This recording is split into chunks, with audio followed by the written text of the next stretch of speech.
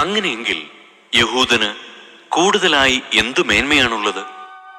പരിച്ഛേദനം കൊണ്ട് എന്തു പ്രയോജനമാണുള്ളത്? പലവിധത്തിലും വളരെ പ്രയോജനമുണ്ട്. ഒന്നാമത്, ദൈവത്തിന്റെ അരുളപ്പാടുകൾ ഭരമേൽപ്പിച്ചത് യഹൂദരെയാണ്. അവരിൽ ചിലർ അവിശ്വസിച്ചെങ്കിലെന്ത്?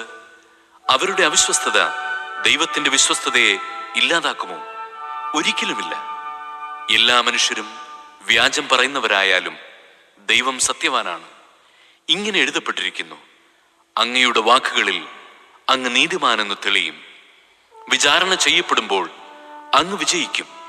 എന്നാൽ നമ്മുടെ അനീതി ദൈവനീതിയെ വെളിപ്പെടുത്തുന്നെങ്കിൽ നാം എന്തു പറയും? മാനുഷികമായ രീതിയിൽ ഞാൻ ചോദിക്കട്ടെ, നമ്മുടെ നേരെ കോപിക്കുന്ന ദൈവം നീതിയില്ലാത്തവനെന്നോ? ഒരിക്കലുമല്ല. ആണെങ്കിൽ ദൈവം ലോകത്തെ എങ്ങനെ വിധിക്കും? എന്റെ അസത്യം വഴി ദൈവത്തിന്റെ സത്യം അവിടുത്തെ മഹത്വം വർദ്ധിപ്പിക്കുന്നെങ്കിൽ എന്നെ പാപി എന്ന് വിധിക്കുന്നത് എന്തിന്? അപ്പോൾ നന്മയുണ്ടാകാൻ വേണ്ടി തിന്മ ചെയ്യാമെന്നോ? ഞങ്ങൾ ഇങ്ങനെ പഠിപ്പിക്കുന്നുവെന്ന് ഞങ്ങളെപ്പറ്റി ചിലർ ദൂഷണം പറയുന്നുണ്ട്. ഇവർക്ക് നീതിയുക്തമായ ശിക്ഷ ലഭിക്കും.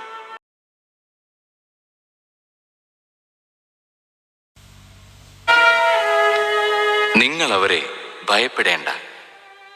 എന്തെന്നാൽ മറഞ്ഞിരിക്കുന്നതൊന്നും വെളിപ്പെടാതിരിക്കുകയില്ല, നിഗൂഢമായിരിക്കുന്നതൊന്നും അറിയപ്പെടാതിരിക്കുകയുമില്ല.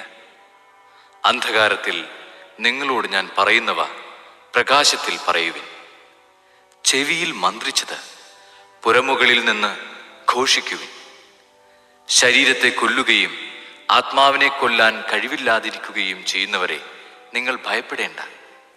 മറിച്ച് ആത്മാവിനെയും ശരീരത്തെയും നരകത്തിനിരയാക്കാൻ കഴിയുന്നവനെ ഭയപ്പെടുവിൻ. ഒരു നാണയത്തുട്ടിന് 2 കുരുവികൾ വിൽക്കപ്പെടുന്നില്ലേ? നിങ്ങളുടെ പിതാവിൻ്റെ അറിവ് കൂടാതെ അവയിലൊന്നുപോലും നിലം പതിക്കുകയില്ല. നിങ്ങളുടെ തലയിലെ ഓരോ മുടിയിഴയും എണ്ണപ്പെട്ടിരിക്കുന്നു. അതിനാൽ ഭയപ്പെടേണ്ട. നിങ്ങൾ അനേകം കുരുവികളേക്കാൾ വിലയുള്ളവരാണല്ലോ. മനുഷ്യരുടെ മുമ്പിൽ എന്നെ ഏറ്റുപറയുന്നവനെ എൻ്റെ സ്വർഗസ്ഥനായ പിതാവിൻ്റെ മുമ്പിൽ ഞാനും ഏറ്റുപറയും. മനുഷ്യരുടെ മുമ്പിൽ എന്നെ തള്ളിപ്പറയുന്നവനെ എൻ്റെ സ്വർഗസ്ഥനായ പിതാവിൻ്റെ മുമ്പിൽ ഞാനും തള്ളിപ്പറയും.